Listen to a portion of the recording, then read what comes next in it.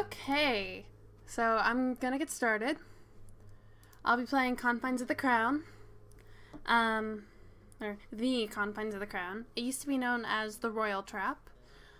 I'm not entirely sure why the developers changed the name. That's something I should probably look into. I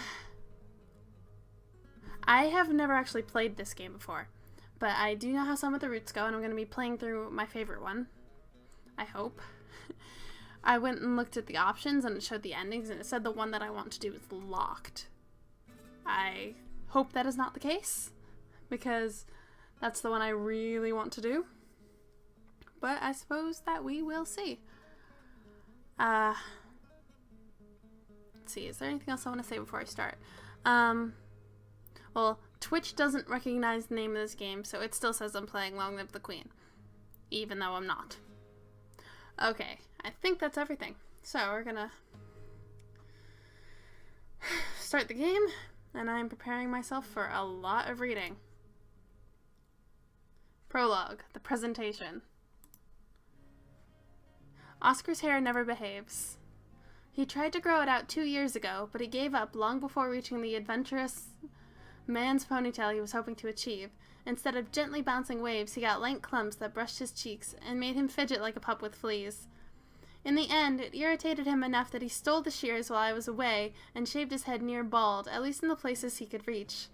Then he sulked when I showed him a mirror. We hid him from the public for months after that. But now, his hair reflects his nature. Sweet, rumpled, and unruly, a clumsy little boy in the body of a young man. Do I look all right? You look fine, my lord. Why do you keep calling me that? You never did before. We've never been in a foreign palace before, my lord. It's important that we make a good impression on your potential bride. That means no making eyes at the royal chefs to get an extra pastry. You know your place, and I know mine. You must maintain dignity. Right up until I choke on my own foot, like I always do. Well, when you're wedded, you'll have wisdom to rely on. Only if I actually do find a princess willing to have me. Your wife could still be wise and wealthy, even if she isn't a king's wisdom. If I married you, I would have a wise wife, and then you'd starve to death. You're not allowed to try and make a silk purse out of me just because you're afraid you won't impress Princess Cassidy, my lord. There, see, you were doing better for a moment. I can't do this alone, Maddie, and you can't give me proper advice if you're too busy bowing to keep your eyes open. I give in and stick my tongue out at him in a most undignified manner. There's my girl. Don't say that. People will get the wrong idea. Which wrong idea? That we're something more than friends, which we're not, and we never will be. I know. Help me with the belt? Yes, my lord.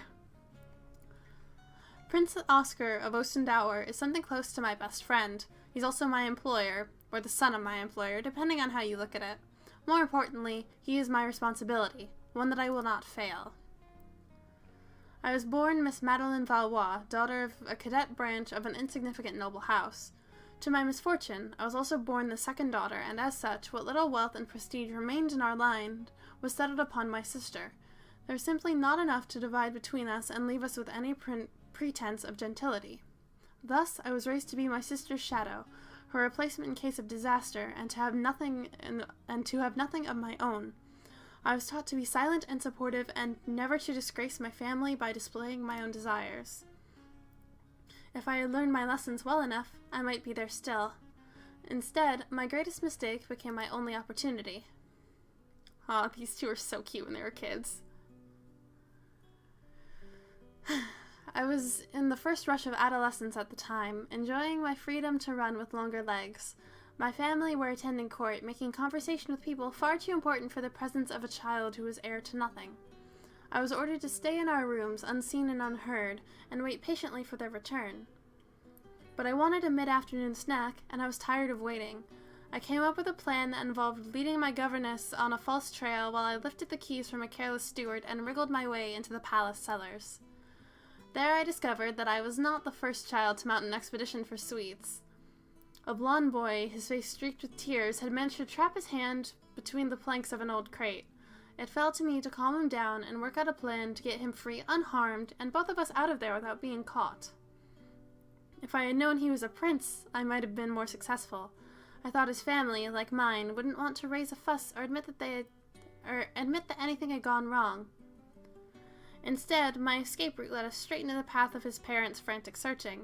Even then, I tried to protect him. My mother was horrified at what I'd done.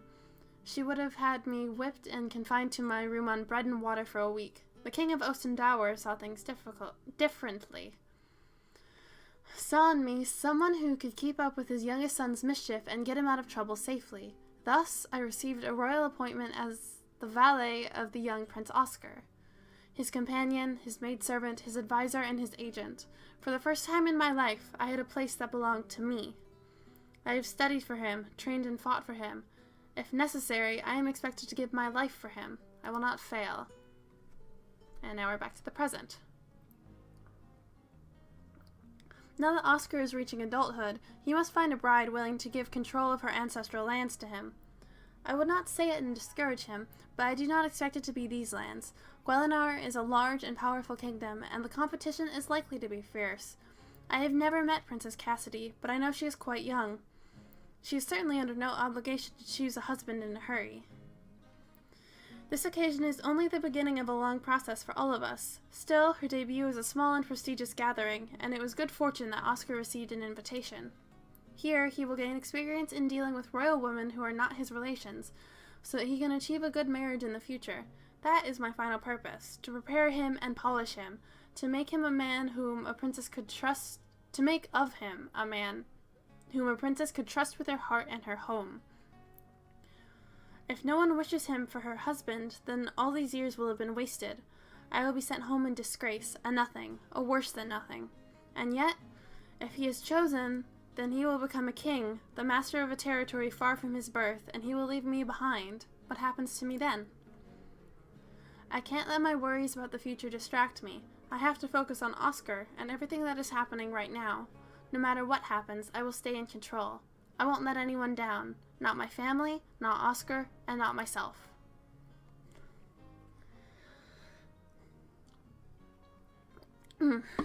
We are going to see a lot of this background, because there's not very many actual pretty drawn backgrounds like that last one. Most of them are just static backgrounds that the characters, who actually have expressions, unlike in Long Live the Queen, will be shown on. Everybody has expressions, not just Madeline. And yeah, I think that's the important part I wanted to say. Yeah. Okay. I think you're ready. Are you coming? You're allowed to attend the presentation, just not the ball. Of course. I need to see your competition. Good. Madeline? Yes? I want you to know, I really appreciate everything you do for me.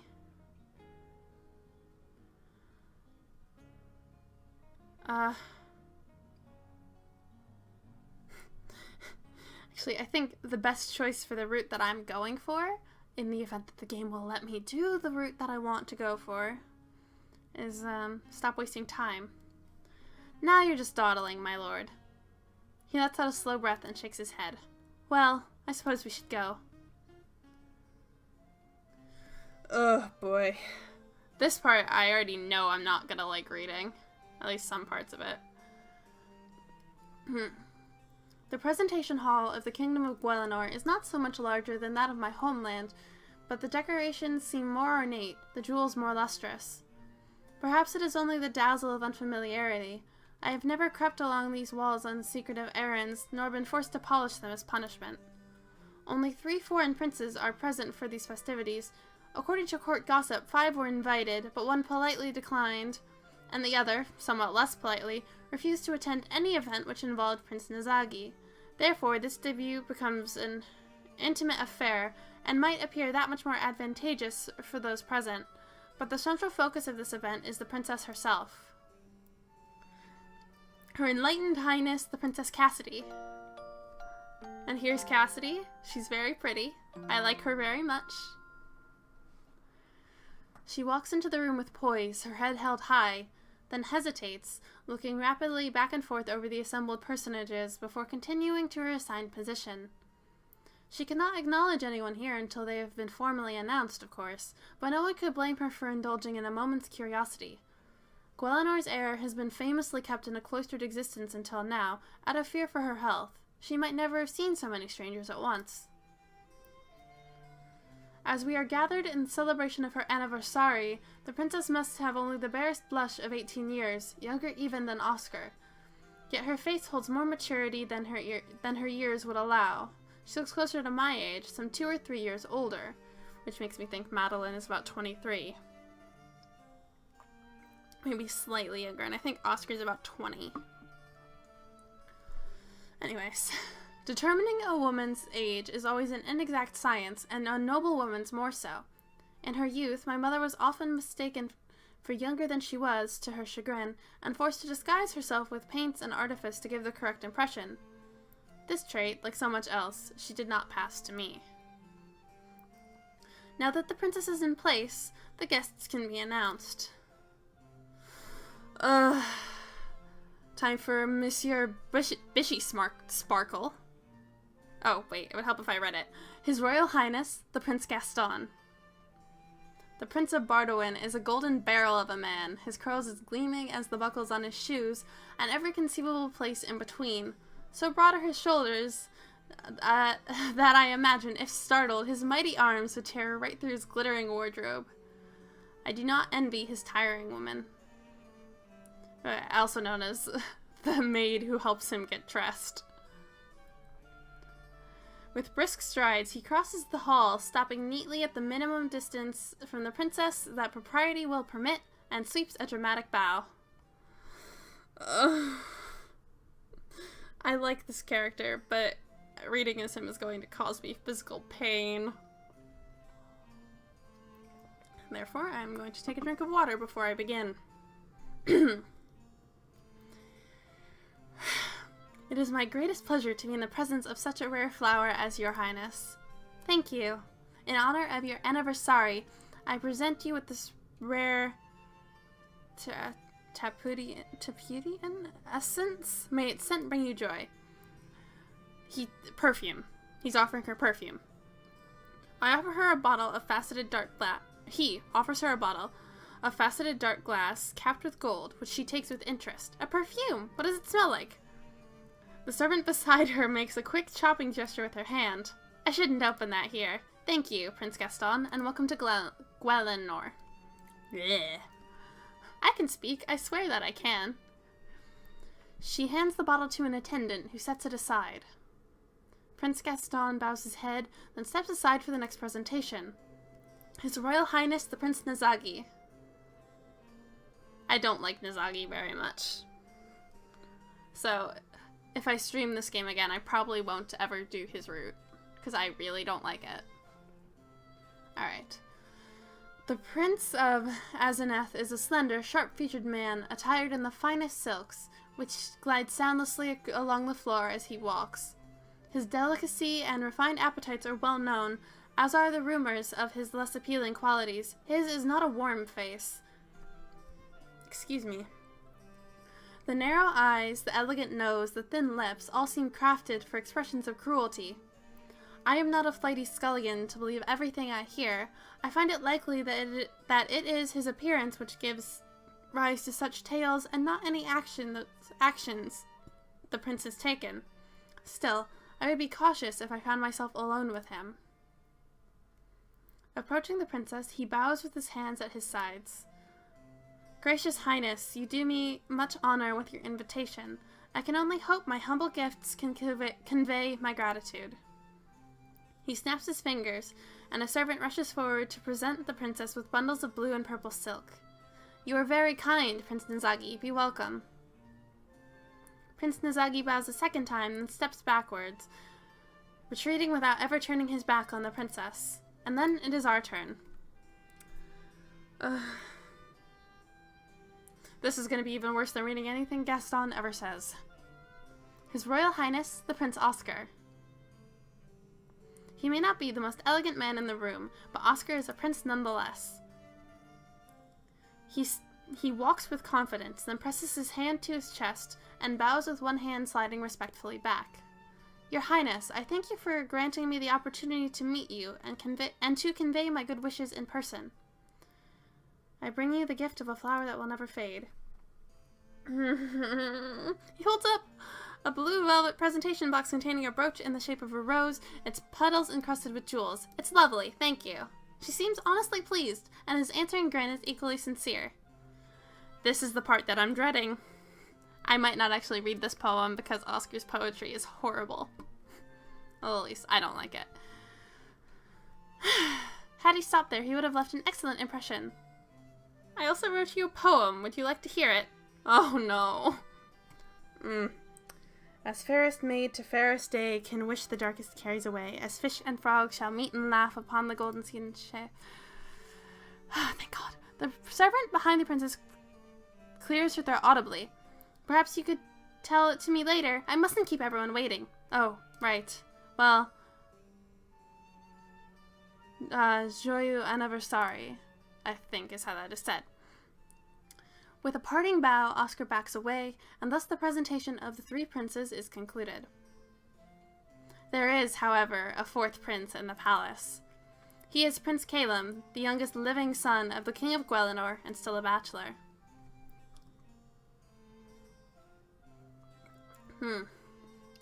The sour expression on his face does him no favors. I wonder if he looks that way all the time, or if it's the presence of his competitors that curdles his stomach. Some men are like that. All princes are his competition, not for Princess Cassidy, of course, but for any other heir he might hope to win. Any prince can marry a princess if she chooses him. Birth order makes no difference. A man rises or falls by his charms and his ambition. Charm has to be Oscar's strength, because ambition never was. I suppose that's my fault. It was hard to teach him to want more when life seemed so happy as it was. The servant beside Princess Cassidy rings a silver handbell. At that delicate tone, Princess Cassidy clasps her hands together and smiles at us all. In the name of my mother, wise Paloma, I bid you welcome to Guelinor. May your visits be filled with joy. With those words, she withdraws from our company. Formal dinner will begin in 1 hour. At your convenience, please assemble in the drawing room for aperitifs. That invitation is extended to the assembled dignitaries, of course, and does not include attendants such as myself. We will feed upon the leavings of the feast while they and the local nobility are at the ball. I have no true desire to attend a royal ball. Glittering costumes and skilled musicians create a wonderful atmosphere, but the need to maintain a perfect appearance through hours of socializing on your feet must spoil it. Certainly, Oscar always complains. I expect we servants have far more fun spying on the activities of our masters. Yes, we. I'm hardly alone in my more clandestine skills. Every palace has its secrets, and people whose role it is to find them or bury them. Every noble needs tasks done on the quiet now and then, and some treasures are more closely guarded than sweets in a cellar.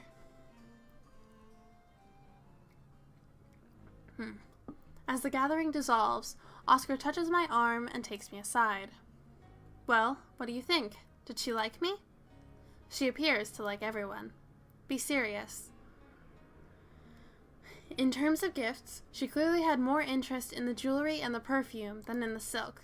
But what did she think of me? That you're young and impetuous and don't know when to stop talking, I expect, and that your poetry is terrible. No, that's what you think. That's what everyone thinks because it's true. Maddie, you're not always very nice.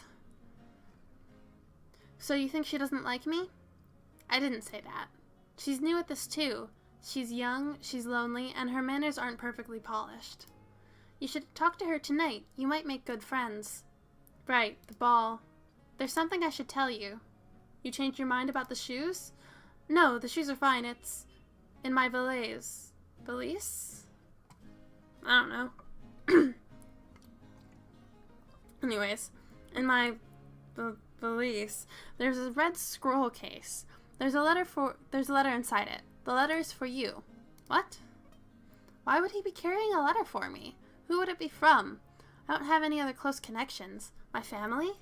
They see me once a year to ensure I haven't lost my position or disgraced my upbringing, and other than that, they barely seem to remember that I exist. I can't see them sending me praises or asking for favors. What if some ill fate did befall my sister? What if they want me to give up my place and go back to them as if nothing had ever happened? I'd have to go. It's my duty. But don't look so worried. That's easy for him to say. Just read it, alright? He wants my reassurance, so I'd better give it to him. After all, this could be nothing, and I don't want to distract him from his performance tonight. Alright. Good. I'll see you later tonight. Now he's the one looking worried. Relax. You're doing fine. Go and have a good time. But not too good, right? Try not to cause an international incident, my lord. There's no use trying to sound formal when you're scolding me. Yes, my lord.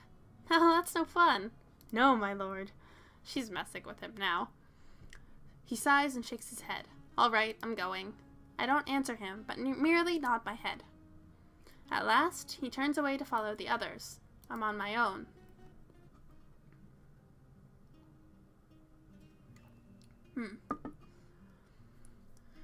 I took a roundabout route back to our assigned quarters, scouting my environment while never straying far enough out of bounds to attract attention.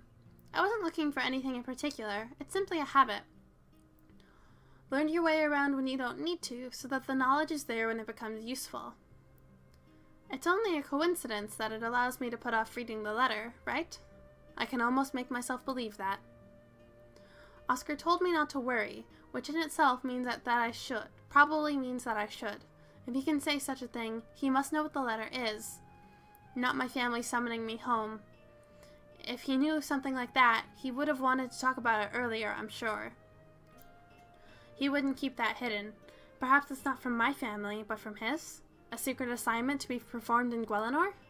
Ah well, quickest begun is soonest done.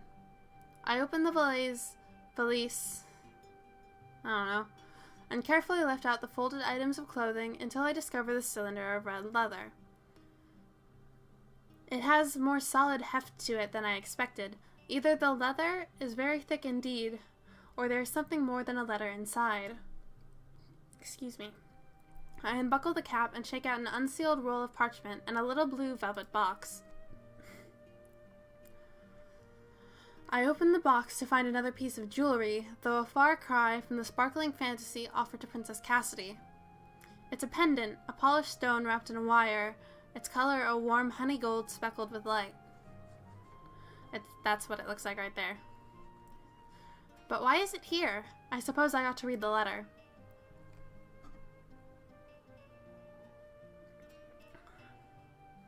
My dearest Maddie, I've been wanting to tell you how I feel, but every time I try, you turn me aside or laugh it away.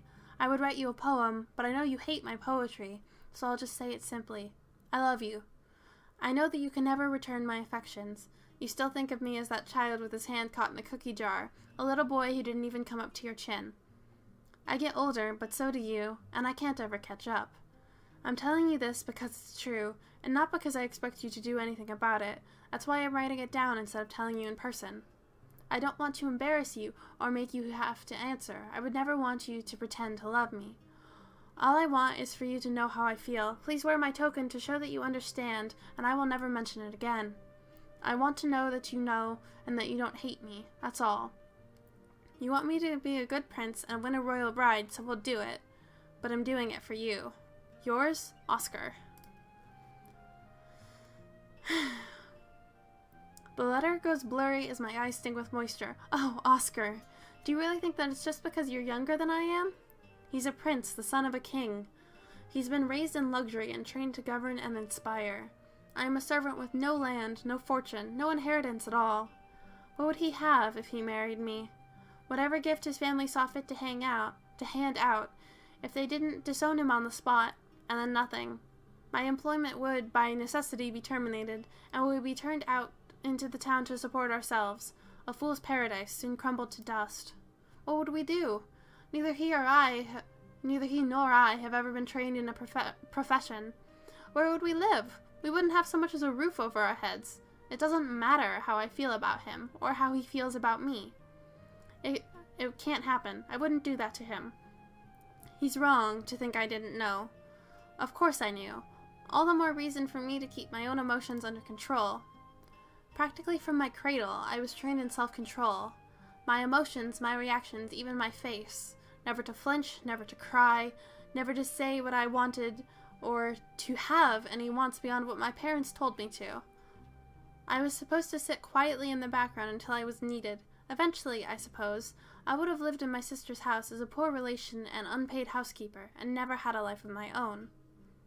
My little rebellion, my misadventure, came as a shock to my parents, who had thought me so obedient. But even out of their care, I am still the daughter they raised. It remains my nature to be cautious and quiet and restrained, no matter what I feel inside. I'm good at it, sometimes so good that I don't even know my own feelings anymore. Except with Oscar. He makes me laugh, he teases me, he forces me to tease him back, and forces me to tease him back. He lights up when he smiles. Even now, when he's not here, he's almost managing to make me cry. He's been my best friend all these years. I owe him everything, and I won't let him ruin his life for me. But even if through some miracle I was granted an estate of my own, I still wouldn't marry him. I still would not marry him. He is too much a brother to me for any romantic impulses to survive. I am his friend and companion. I spend my days working to make him attractive to other women. Of course I love him, but not in the way that he wishes. I didn't encourage him. I never wanted to hurt him, but this time I couldn't protect him from himself. At least he's had the sense to avoid the indignity of a scene. He claims this letter...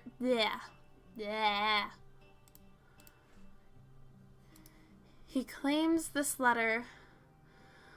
I just completely lost my train of thought. He claims this letter ends the matter with no reply necessary.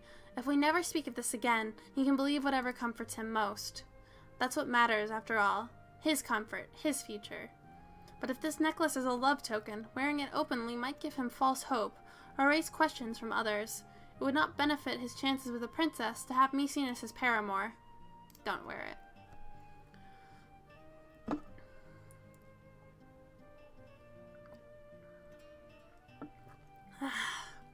For many years, sailors and adventurers have given their loved ones tokens such as this to mark their promise to return.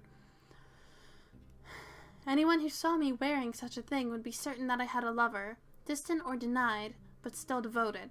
I am in no position to support a husband and family, not now, but that does not mean I have no heart. If I were to meet someone with whom I wish to spend more time, I would rather not begin with a misunderstanding. I close the blue velvet box and place it with my belongings. Even if I am not wearing his token, Oscar will know that I found it. That should be enough. So, then, that is resolved. It is done, and I don't need to think about it again. Excuse me. But then, what should I think about? I'm at a loose end. I have no assignments or tasks to perform. I can't help Oscar in any way until he returns... until he returns in the evening, and the servants' dinner will not be available for hours yet. With no goal in mind, there's nothing to be gained at the moment by exploring, and thus no balance to the risk of being caught somewhere I shouldn't be. An awesome hour, I would have many options available for any windfall of free time, but there are limits to how one should amuse oneself in a foreign palace. Mending, if it were needed. Reading. Cards? I withdraw 2 decks of cards from my belongings and begin to arrange them into the 2 tableaux of a thieves' fortress. It is a difficult game, requiring patience and skill. Extracting kings and wisdoms from a solid castle should never be an easy task. As for the lesser royals, they sometimes extract themselves. Oscar must have dodged all of his minders in order to buy that token without raising questions. Well, if I provided him the motivation to stretch himself a bit, that's all to the good. A prince should learn to plan ahead and to take bold action. His parents might not be pleased by his reasons, but better a misguided attachment than some foolish plan about joining the I don't know how to pronounce that word, or apprenticing to an alchemist. One card, then another. I have done my job the best that I could. I have straightened his posture and flattered his looks. I have kept him active but unharmed. I have eavesdropped and intrigued on his behalf. If I had truly convinced him to give up the poetry, I could consider it a complete success, but on the balance, all is well. No doubt he will make a royal marriage at some point.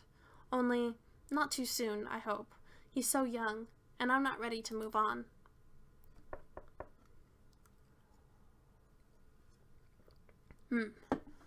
Sometime later, my card game is interrupted by a knock at the door.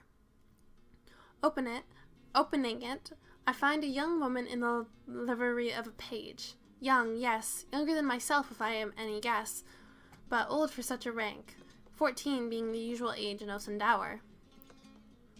You're summoned to the upper servants' dinner, miss. I'll escort you, yes? I can find my own way. Oui, maybe you could, but as it's my job, I'll walk with you. Fine. No doubt she's dawdling with me in order to avoid some more onerous duty. I can't blame her. I've played the same game myself. Enjoying the festivities so far, miss? I have no complaints. Mind your toes at dinner, miss. That Sophie's folk are here, and they're hard people. Sophie? The Duchess Sophia, only she's not here, on account of she just had a baby, you see. But she's cousin to the princess, so they had to send her people, and they complain about everything. You'll see. And her husband, the Duke? Duke Ferrod. He's at the ball, of course. Of course. And if I were to wish to catch a glimpse of such an illustrious personage... Such a what? Oh, you want to spy on the ball? Easiest way is through the servants' door in the second morning hall. You turn left and go up a half stair to the viewing passage. Different way's better if you want to get in fast when someone calls you, but just for looking, that's the best. Thank you. Her language skills may be unpolished, but she does know her way around. She might even be a useful source of information during our stay here. Have you heard any interesting stories lately? Always stories for so many guests, miss. There's a gentleman's son throwing coals of cause at some other fellows wearing the same tailoring. And I heard it from the boot boy that one of them had to be sent home in disgrace for planning to cause a scene at the ball. They were going to have a fight about clothes. Oh no, it wasn't those. This was a young lady who'd heard the story about the princess dying of the plague. Well, it's a sour bite to say it, but there's rumors sometimes. What rumors? Oh, this is so weird for me. I go by Caspian. That the little princess went the same way as her brother Caspian, and the one we've got now is an impostor. Anyone who's ever seen the princess and the king's wisdom together knows better. Some little miss who hadn't was planning to make a name for herself till her lord father, who had, got wind of it. Imagine that, standing plain as you please, telling all the lady whatevers they're cuckoos and not ladies at all. You turn the whole country upside down. I shudder at the thought. But there's no truth to it? Not to that, no, but I'd like to see it anyway. What sort of person would want to see a woman told that her parents aren't her parents? Even if your family no longer cares about you, even if you've never missed them, they're still what made you. To have that taken away in public for everyone to see your humiliation, how could anyone want that? Such a common, mean-spirited girl might make a useful informant, but I could certainly never trust her with anything. Begging your pardon, miss, but we're there now. Have a nice meal. I'm gonna have to get some water soon.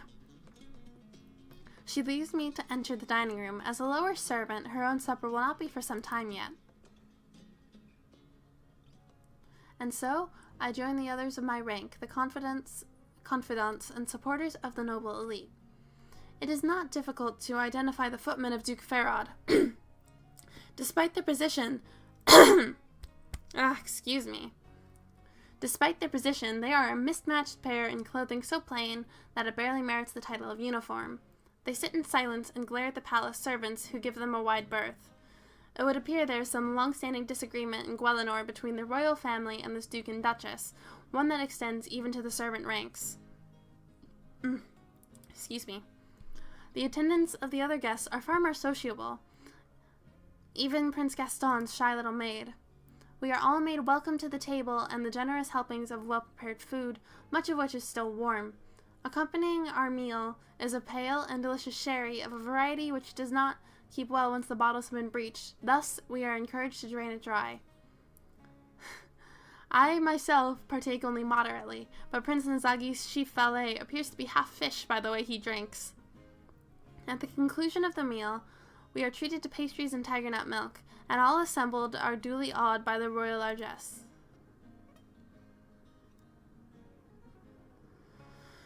I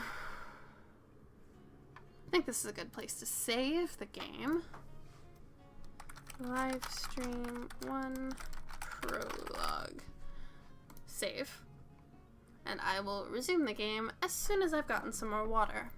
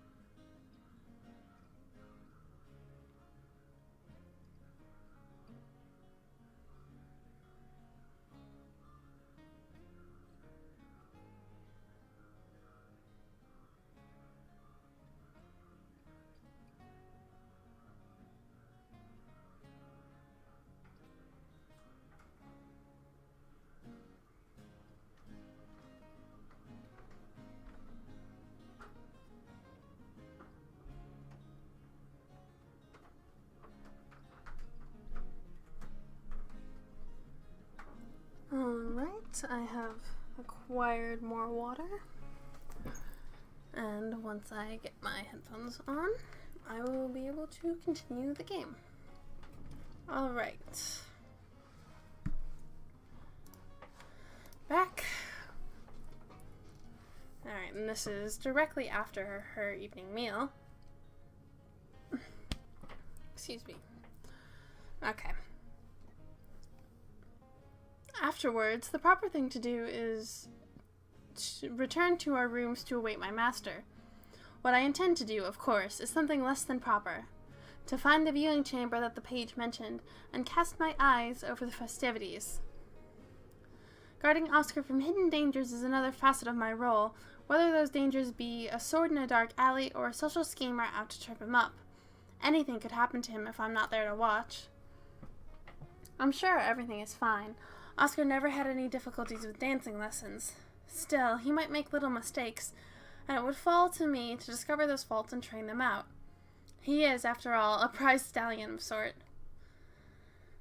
Shaking my head slightly at the image of Oscar as a fearsome warhorse, I slip into the servants' passages. It is clear that these unfinished corridors are not intended for the eyes of those above the salt. Even in the dim lighting, the exposed surfaces are a rough contrast to the splendor elsewhere. Dark, yes, but not very dusty. Either someone is assigned to clean even these unseen areas, or this location gets far more use than I'd expect. Perhaps there are always dances, or perhaps there are so few that this passage makes the ideal rendezvous point for more private pursuits. There, a peephole. The crush of music and laughter is already clear. Moving closer, I can see wigs and ball gowns below. Oscar must be out there somewhere, but it may take a few minutes to pick him out. Alright. I hear footsteps approaching, and at first think nothing of it. There are any number of servants in this palace, after all, but that is not a servant. Calum. My lord? You. Who are you? Madeline Valois, my lord, valet to Osendower. What is he doing here? He is a prince. He should be dancing with the nobles assembled below. Could the man be, of all things, lost in his own palace?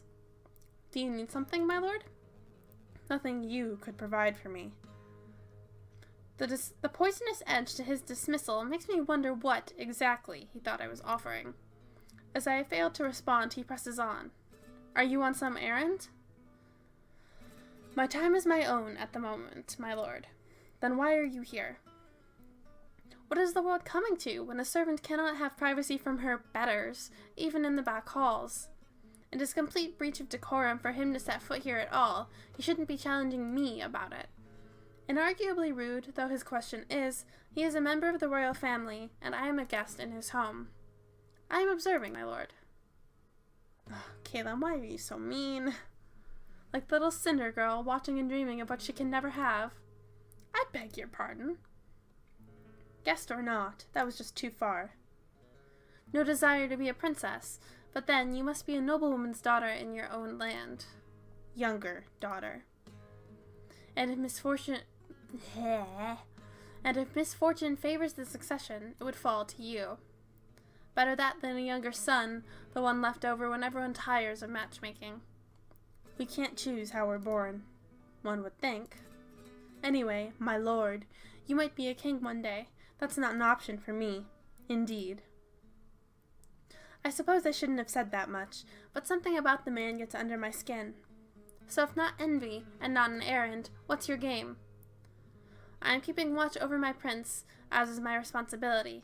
At least I was, before you began interrogating me for no reason. His only answer is a snort, before he leans forward to place his eye to one of the peepholes overlooking the ballroom. Well, dutiful spy, it seems you have nothing to worry about. There may even be wedding bells in his future. What? I plaster myself to the wall and frantically scan the dancers below. I love the art here. With them dancing. Look at them, they're so cute. There he is. Oscar, his hair glittering in the light of the chandeliers, and a young woman in his arms. Princess Cassidy. She's smiling at him. They look happy. Of course they look happy. They're royalty. They've been trained to be dazzlingly polite in all circumstances.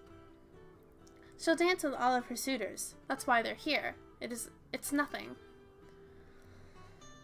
She places her hand in his, tilts her head. She laughs, his eyes answer. They walk together towards the edge of the dance floor, strolling like lovers. What if I was wrong? What if they're a perfect match? If she chose him, Oscar would not hesitate to do his duty, regardless of any foolish dreams. His letter to me was not a declaration of intent. He knew there would never be anything between us. There are no obstacles in his path. If she chose him, here and now, that would be that. He would leave, and I would be... I stepped back from the sight, intending to make my apologies to Prince Caleb, but he is nowhere to be seen. He must have left while I was distracted. I shouldn't have come up here. I expected to see Oscar bumbling innocently along like the little boy he was when we met. Trying to format my screen properly. He was when we met. I wanted to reassure myself that nothing had changed, that I was in control, older and wiser, like always. I was not ready to face the idea that he might not need me anymore. I returned to our rooms, too distracted to choose an adventurous route. How could he do this? Of course he could do this. That's why we came here. But he only this evening sent me that letter. But who knows when he wrote it? Before he met her, certainly. Days, weeks ago it could have been. Old news.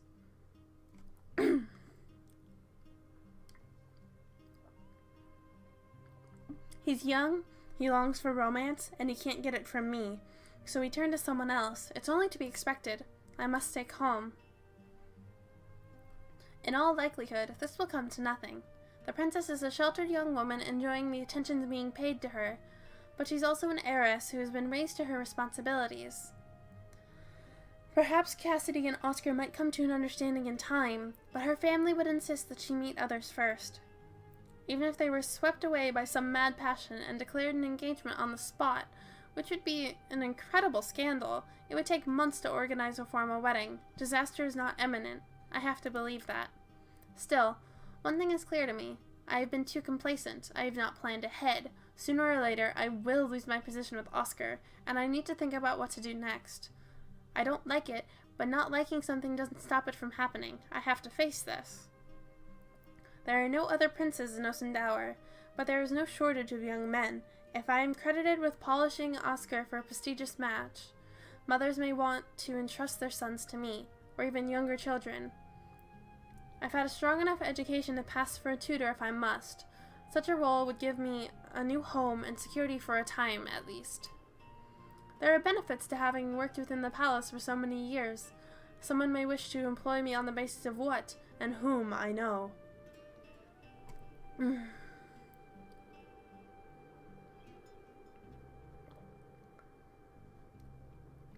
There's so much reading in this game. This might have not been my best choice for streaming. And then there are my other skills, although I would prefer not to rely on them. One who lives by the blade tends to die by it as well. No, never. Not that, and not returning to my family's hearth. Better to starve with dignity. I can't believe it could come to that. How could I have let this happen? I knew my life with Oscar couldn't last.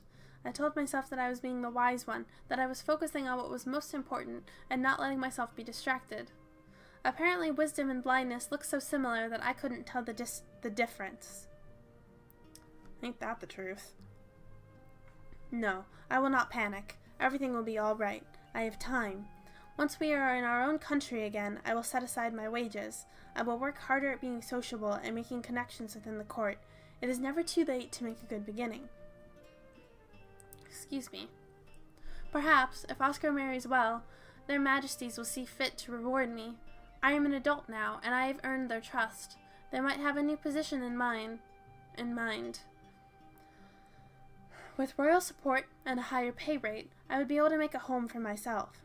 And then, with security and a place of my own, I could consider personal matters. Love, a family, all the things I can't have now. A real future at last. Oscar marrying Cassidy could be the best thing that ever happens to me. But even I wouldn't believe myself if I claimed I would not miss him. Oh boy. I could just leave it at the end of the prologue and be exceptionally cruel if there's anyone watching.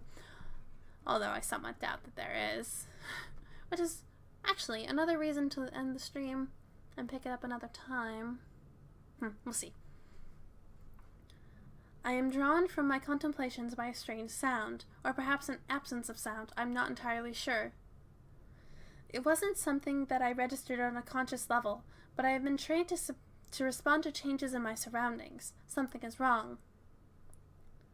I rise and walk to stand near the doors, just beyond the arc that they cover when they swing.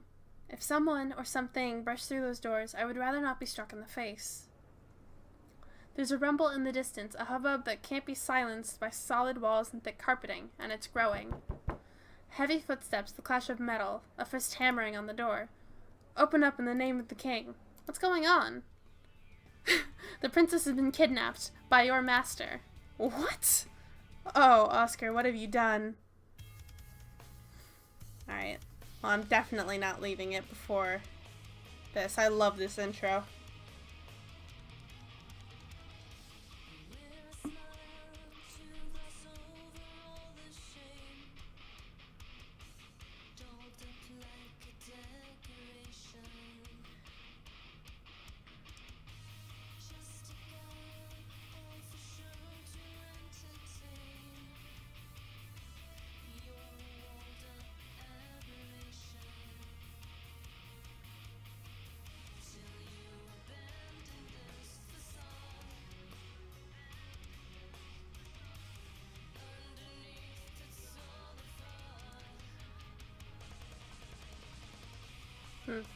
I really don't like Nizagi at all.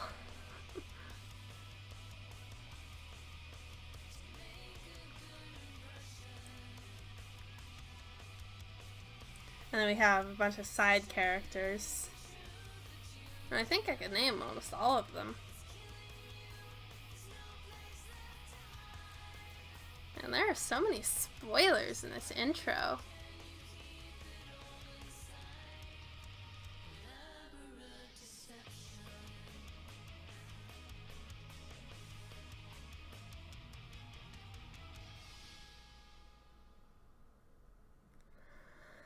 I suppose I should continue at least through chapter 1. So, chapter 1, the investigation. Now, again, the presentation hall is filled with guests and guards, more than before, and far less friendly. And here's Oscar. I'm sorry, I didn't see anything. It was dark. Oscar has not, in fact, eloped with the princess in a fit of madness. He's here, bruised, dirtied, scratched, and alone. According to the guards, he was discovered lying senseless under a rose bush. Of Cassidy, there was no sign. And this is wise Paloma. This is Cassidy's mother. You spirited her into the gardens and out of sight. My little baby. It was her idea. This is Duke Farad. This is Cassidy's cousin. By marriage. Yeah, maybe cousin. Pull yourself together, boy, and speak respectfully. That is Duke Farad the Disliked, and on first impressions, I cannot say that I am fond of him either. He is a pale man, whose lips draw together in a pinched expression. His clothing, though well tailored, is too somber for the festive occasion that this anniversary was meant to be, and his voice snaps like the switch ill-bred gentlemen wield on their servants. Oscar looks back at the Duke, his lip curling slightly. Then with a small shake of his head, he draws himself to his full height. Her Highness wished to show me the alba roses in the moonlight. She told me that the garden was enclosed on all sides. There did not seem to be any danger. Here's Gaston. He's very angry. You were not satisfied with monopolizing the princess's public attentions. You wished to press your suit in the shadows. I would never have pressed her into anything. We were looking at the flowers and talking, nothing more. Then I felt a pain in my head. I tried to turn, and something wrapped around my neck. That's all I know.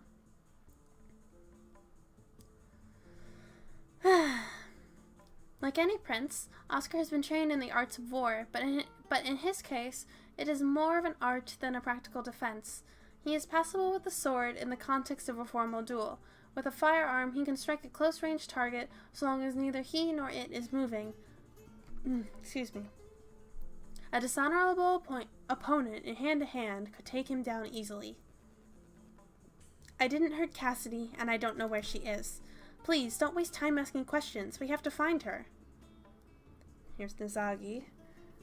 It is terribly convenient that you are alone, in the dark, out of sight. How fortunate for you that you were completely unharmed by this mysterious assault. What?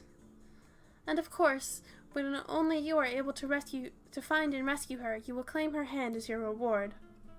Are you saying that I made all this up? That's mad. They're turning on him. I have to do something. Your Majesties, may I speak? And this is the king. Go ahead. Everyone who saw them knew that Oscar and Cassidy were pleased with each other. Surely of all the princes, he would be the least likely to try such a thing. Are you accusing us of petty jealousy? I cannot do an accusing tone to save my life. Of course not, my lord. I'm not accusing anyone of anything. That would be a quick way to make an enemy. I have to be careful of what I say.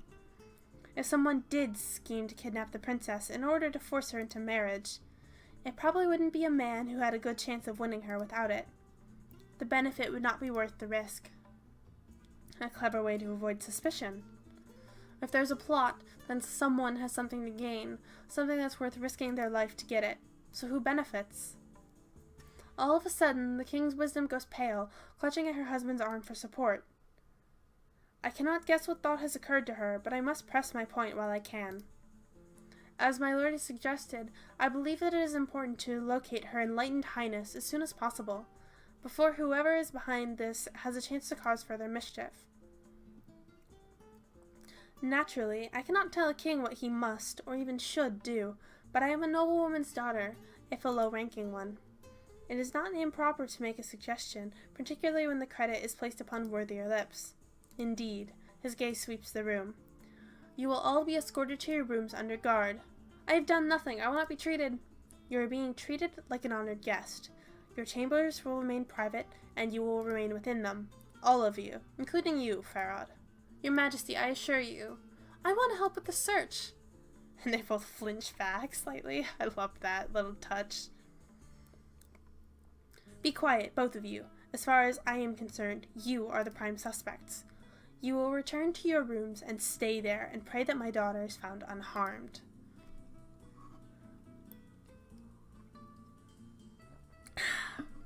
Oh, Oscar, you never did learn when it was best to avoid being noticed. As if he's heard my thoughts, he turns to look at me. His eyes search mine, but whatever comfort he was seeking, he does not find it. And then the guards come for us both. This is bad, very bad. If the princess isn't found quickly, and word leaks out, all of Gwelinor will be in chaos. If she has been kidnapped with the intention of forcing her into marriage, or worse, killed. There hasn't been a true war between civilized lands in a century. The repercussions can bring destruction beyond imagining, and if the blame for such a disaster were placed on Oscar, his family might well give him up rather than risk open war on his behalf. Even if the matter is resolved peacefully, the scandal could ruin him. It goes without saying that my own fate in such a circumstance would be far worse. Cassidy must be found as soon as possible. The guards escort us to our rooms, but true to the king's word, they do not follow us inside. Within these walls, it would seem, our territory is still sovereign. Of course, I don't intend to remain within that protection. I can't rely on the local palace guard to solve this mystery, not with so much at stake. Therefore, once the door is closed, I begin changing my gloves and shoes into something more appropriate. Or, at least, more suitable for getting around unobserved. You're going out, aren't you? Don't worry, everything will be alright. Wait, don't go yet. Can we talk, please? The look in his eyes is hard to face. Between the letter and the dance and the attack, he must be feeling torn to pieces. I know he's upset, but the fact remains that every minute now could make the difference. And we're going to leave immediately. I'm sorry, but every minute counts. I need to go now. Excuse me. And I need to know that you'll stay here and be safe.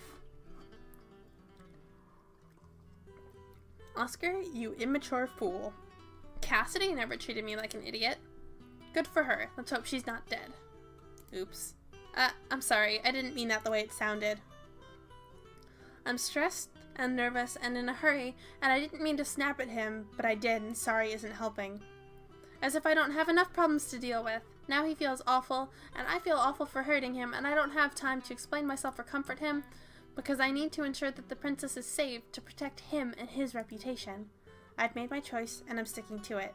I have to go. Fine. I can make it up to him later. First, I have to save Cassidy. It will be a simple matter to slip out unseen. Out of a window, that is. The special gloves I'm wearing are designed for gripping surfaces when climbing. They're very useful. I'll go out our window and back in through the next one down. From there, I'll be able to reach the main hallways, and any guards outside our room won't see a thing. Most of the palace staff must be busy with the search. They may not have even bothered to keep our door under watch, but I would rather not run the risk of drawing more suspicion. After my previous explorations, I know that the service hallways are filled with convenient peepholes, and that seems the best way to get around while keeping an eye out for anyone who might think I ought to have remained in my room. Too well known and easily accessed for anything truly secret, but good for a start. Fortune smiles on my investigations. I hear the king's voice. I can hear the king's voice. Excuse me. I hug the wall, holding my breath as I peer through a crack to better hear what he's saying. In her pocket. Who knows how long she might have been planning this. I thought when she finally allowed Sophia to marry that it would be over. So many years and everything we've given her. Your sister will never be satisfied. The wisdom sister? A younger sister it must be, since she was not the heir. Do you think Sophia would really hand control of her baby daughter to her mother? Control over her baby daughter to her mother. You believed Sophia was nothing but Marie's puppet. Wasn't that why we started all this? That was a long time ago. She's her own woman now. As her own woman, she might have planned this herself without the Grandessa. Now that Riel is born, she is the heir presumptive if Cassidy is displaced. No one would support a murderous child. If it were, and if it could be proven, the truth would be enough. There's been no sign, not even a whisper. No one knew. There was no whisper of this, but it happened. There is the possibility that someone has discovered the truth about Caspian and Cassidy. No. What will happen to her? What will happen to us? He takes her arm and guides her along. I will keep looking, and you will make use of your wisdom to plan. After that, they pass from my hearing, and I lean back to consider what I've heard. Grandessa Marie, sister to the king's wisdom, her daughter would be Duchess Sophia, Princess Cassidy's cousin, and the next in line to inherit the wisdom, except that she's now the wife of Duke Farad with an infant daughter. If Cassidy is dead, that baby is the new princess. The king's wisdom is surely too old for more children of her own. The question I asked earlier, who benefits if mischance befalls Princess Cassidy? Duke Farad would be the father of the heiress, the regent, if the current king did not live until Riel's wedding. No wonder they consider him a suspect. But what did they mean, the truth about Caspian and Cassidy? Oh, goodness, excuse me. As far as I know, Prince Caspian died when he was little more than a toddler, and Cassidy a babe in arms. That ill-mannered page suggested that there have been rumors that the princess succumbed to the same fever that took her brother, and was then replaced by an impostor. She also said that those rumors are nonsense, and everyone of rank knows it. Certainly, Princess Cassidy bears a resemblance to her illuminated mother.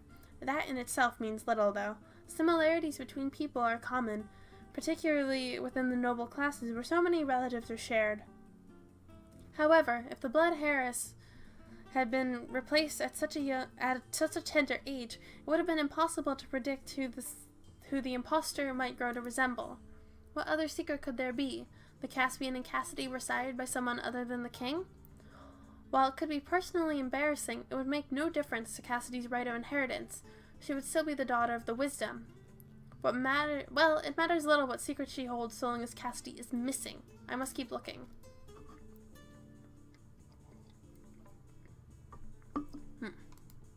After some time picking my way carefully through the darkened service corridors, I begin to wonder if I've made a mistake.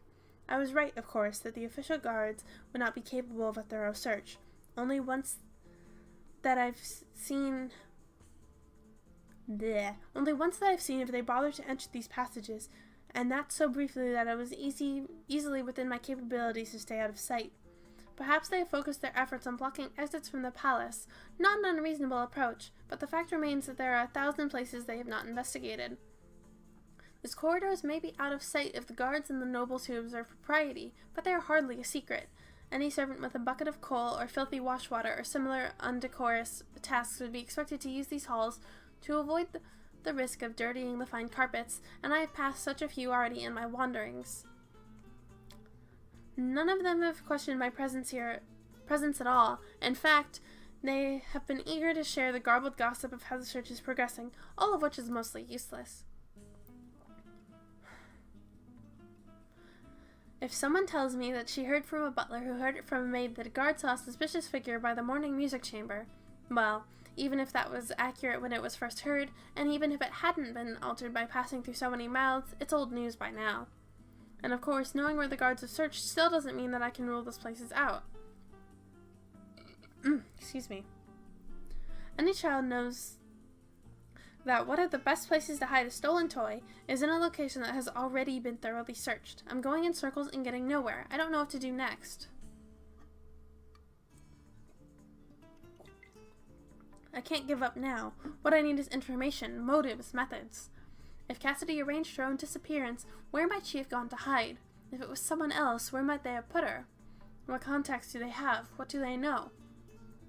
Just running around loose on my own isn't likely to make a difference, but I don't have any connections here. Except that one. Here's the senior page again. You're not supposed to be here. Yes, I am. No, you're not. You and your prince are supposed to be in your rooms. I can't rate her for her manners, but she apparently has the advantage on many of the palace staff in terms of intelligence. Not that it's stopping the others. The others.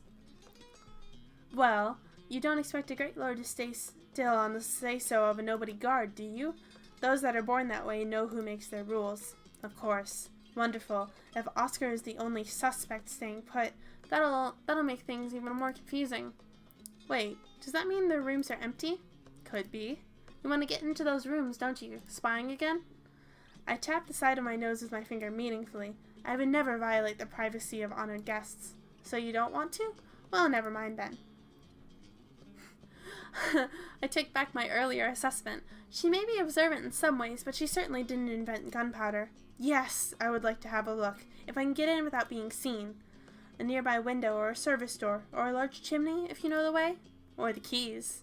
You have keys to those rooms? Maybe I do. What's there for me? Look, you, what's your name? Dolores, miss. Dolores, I am trying to find your princess and prevent a civil war or worse. I am not doing this to gain anything for myself. Well, good for you, lady whatever, but that's nothing to me. I sigh.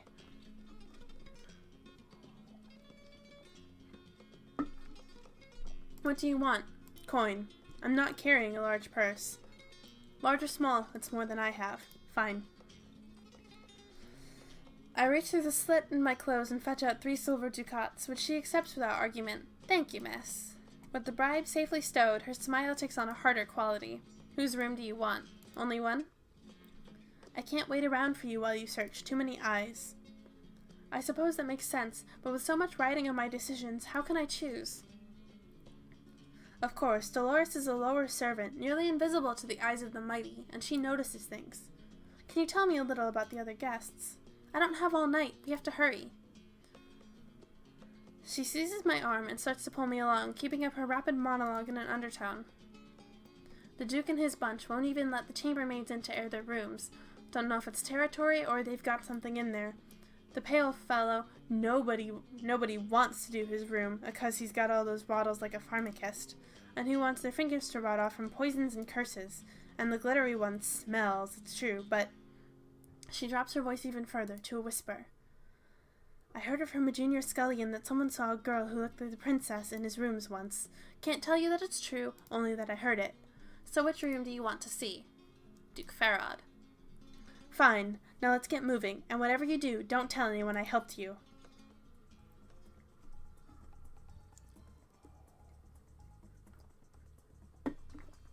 The page leads me to Duke Farod's room, where she unlocks the door and holds it open for me to slip quietly inside. Then, her purpose served, she leaves me to my task. There tends to be a certain similarity to these guest quarters. After all, there is no way to know who might be residing within them at any time. However, there's something odd about the rooms assigned to Duke Farod, a difference that nags at me until I can place it. The walls are bare of ornament, no hanging lamps, no clocks, no portraits, and more importantly, the pale suggestion of outlines where such things might have once been placed. Nothing visible but closed cabinets and a log wooden chest on the floor. Could Duke Farod and his attendants be pilfering the palace treasures? It would seem a foolish thing to do so openly, but as the Duke and Duchess are powerful figures within Guelenor, the crown might not wish to risk instability over a few petty thefts. The chest. It looks too rough-hewn to be for palace issue. Something they brought with them? If they are appropriating items, it might be a logical storage location. There's a lock on the lid, of course, but that is the little obstacle. I'm hardly a professional burglar, but I am capable of getting past a simple lock given enough time. More than it would be safe to spend fumbling in an open corridor. Here, in private, I have the luxury of being unhurried. However, it is often not wise to take obstacles at face value. I feel around the wooden sides and am rewarded with a hidden catch which bypasses the lock entirely, popping the lid open. Now, for a look inside. To my surprise, the chest contains neither missing objet d'art nor incriminating paperwork relating to the princess's disappearance. Instead, it is packed with 3 muskets, bayonets, balls, and powder, weapons that no civilized guest should be bringing to an occasion like this. Back away from that, carefully, or I'll split you where you stand. My breath catches. Apparently I was too hasty in assuming these rooms were unoccupied. Turning slowly, I find myself facing the point of Duke Ferod's blade. He's only one man with one weapon, and I am not helpless. I would not make much of a companion for a prince if I were so easily cowed. However, every gentlewoman knows that sometimes submission is the best defense. He is within his rights, and I am not. If I challenged him here, then come victory or defeat, my prince would still be disgraced. As such, I offer no resistance.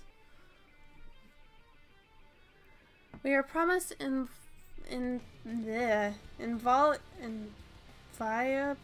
territory. Has all tradition been cast aside, or are you acting on your own? Wait, you're not one of Prydrix. You're the servant of that witless princeling. Or perhaps not so witless. Has he sent you to plant evidence, then? I draw myself up with as much dignity as I can muster, as I can manage, after having been caught with my hands on the sack, as it were. I am searching for Princess Cassidy. Indeed. And why do you expect to find her here? Your family is next in line for the wisdom. You obviously have the most to gain. I am neither a dreamer nor a fool. If Sophia had been acknowledged heir, and if she had still chosen to accept my suit, then I might have been a king. The time has come and gone. It cannot be restored. Even if it were otherwise, you insult my intelligence to suggest that I would hold my cousin here.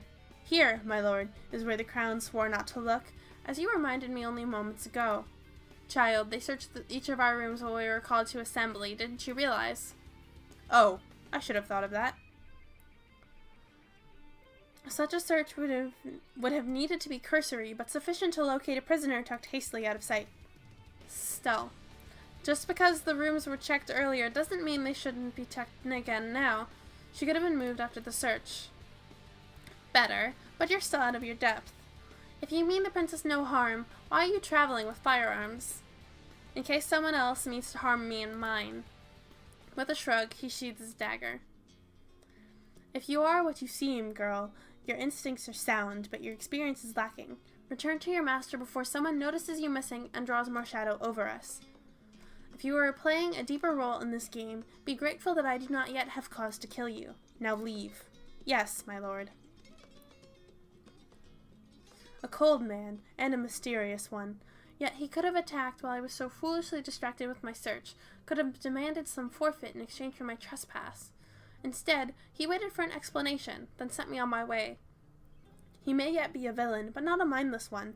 A clever villain, of course, is even more dangerous. Once more, I slip into the hidden halls. There is no sign of the page Dolores, nor any other observers, but this does not reassure me. Excuse me. I have been gone too long, with too little accomplished. I must return to Oscar. I wish I had more to tell him.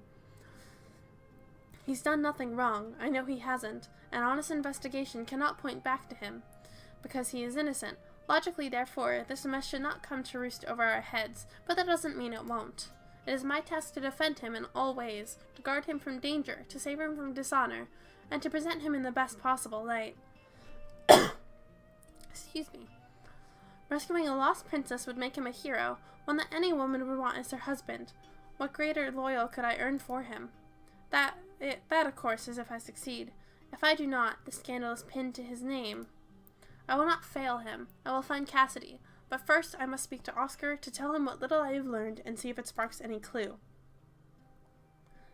I believe we are coming up on the end of chapter 1, which is where I'm going to end this stream, regardless of any sort of cliffhanger it may leave us on. There was again no one on guard in front of our rooms, so it was simple for me to unlock the door and slip back inside. Oscar was not on hand to greet me. He may be resting his sore head, which is worrying in itself. He was knocked unconscious earlier, however briefly. His injury may be worse than it appeared. Of course, he may have simply found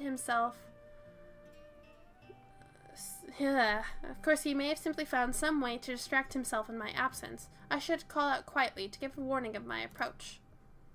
Before I can speak, a figure barrels out of the bedroom, and it is not Oscar. Intruder!